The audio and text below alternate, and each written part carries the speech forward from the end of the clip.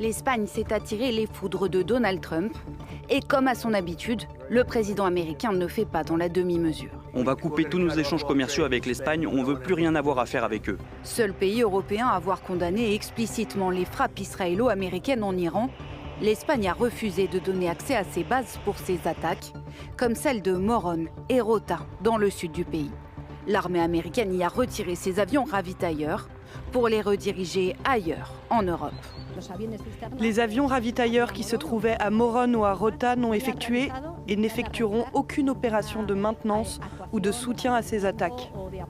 L'Espagne dénonce une intervention militaire injustifiée, une position maintenue ce mercredi par Pedro Sánchez. La position de l'Espagne tient en 4 mots. Non à la guerre.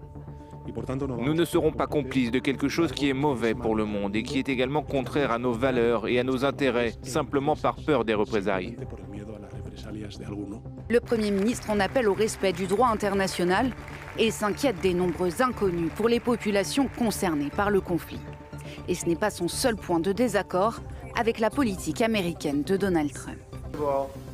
Tout a commencé lorsque tous les pays européens, à ma demande, ont versé 5% sur les fonds de l'OTAN, ce qu'ils devaient faire, et tout le monde était enthousiaste. L'Allemagne, tout le monde.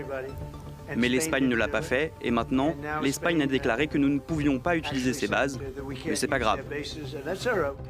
Consacrer 5% de leur PIB à la sécurité et à la défense à l'horizon 2035, c'est l'engagement pris par les alliés de l'OTAN en juin dernier, sous la pression de Donald Trump. Un objectif non seulement déraisonnable, mais aussi contre-productif, avait jugé le Premier ministre espagnol dans une lettre adressée au secrétaire général de l'OTAN, Mark Rutte. Depuis, Donald Trump menaçait le gouvernement de Pedro Sánchez de sanctions, mais Madrid ne semble pas prête à céder à la pression et affirme par ailleurs avoir les ressources nécessaires pour supporter les répercussions d'un éventuel blocus commercial américain.